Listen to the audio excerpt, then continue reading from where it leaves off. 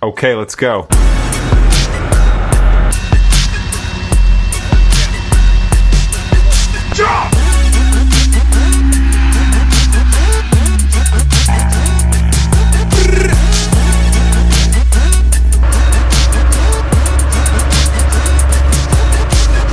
What's going on, everybody? Another Monday here in the Roasted Beans and Tires world.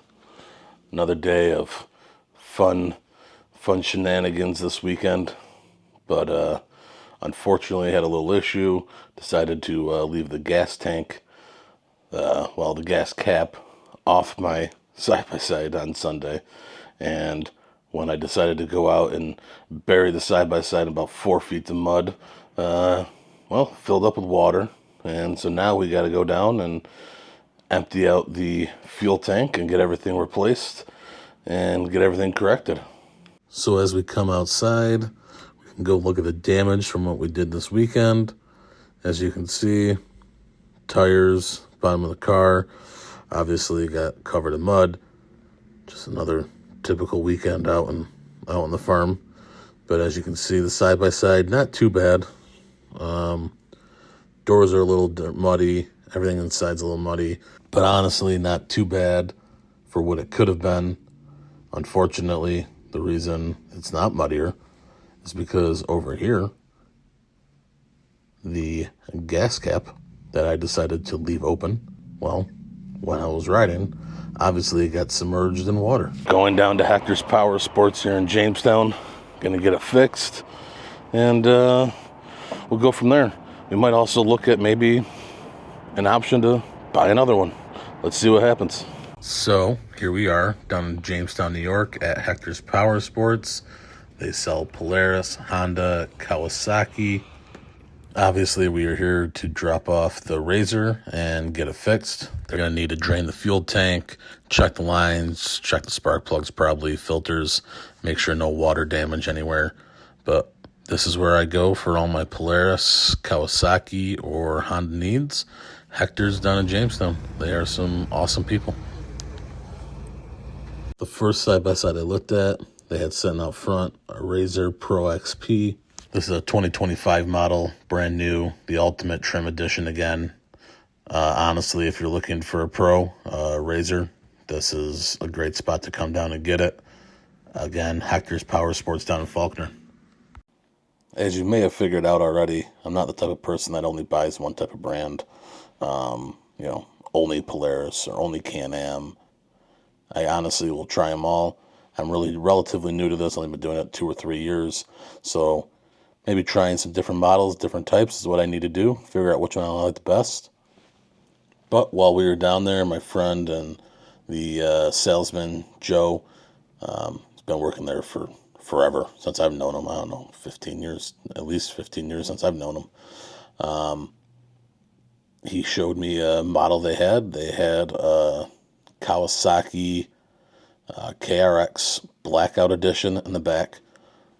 And Joe knows me. They do the service on all my machines. And he was very upfront and said the way that I beat my machines up and what I use them for, Kawasaki's the way I should go.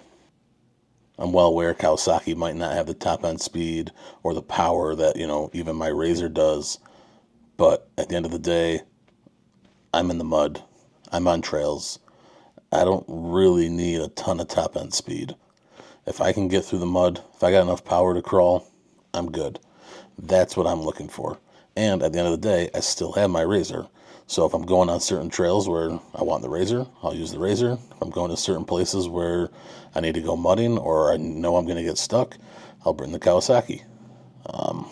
But I got a few videos here of what I'm getting. Should actually have it tomorrow.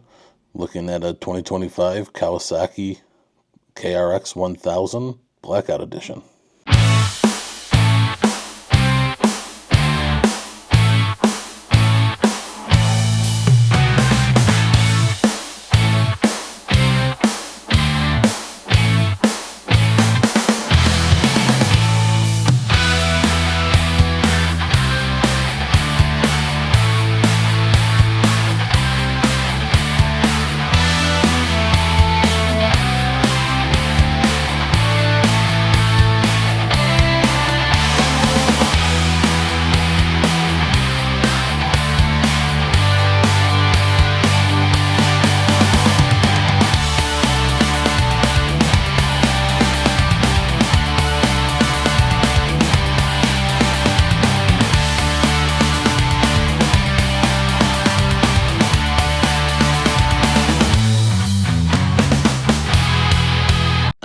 people are going to say I'm crazy, but I am getting rid of my RZR Pro R.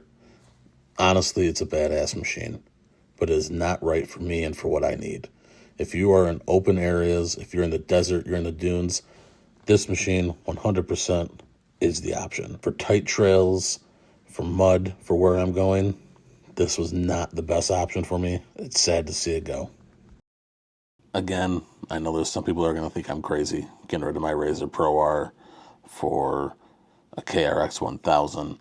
Obviously, a very big difference in horsepower. But again, like I said, for what I'm using it for going in the mud, for going on trails, frankly, the wheelbase of the Pro R was not good for me. It was too tight in areas. I couldn't get into certain trails. It just wasn't practical for what I was using it for. Was it fun on open dice runs when we were running the road and I could, go 95 miles per hour? Yes, it was. It was awesome. Frankly, it's one of the most fun machines I've ever had. But again, it is not made for what I need. If I ever moved to Arizona, if I ever move somewhere where I need dunes, 100% only thing I'm getting is a Pro R. But for what I need and what my mechanics told me, the people who actually work on my machines and know how I destroy them, Kawasaki was the option. It told me they're built better for what I'm doing. Maybe not as much speed, but again, built better for my options. The Blackout Edition, frankly, I think it looks sick. All the little extra features they added to it is really cool. I can do a more walkthrough video when I get it.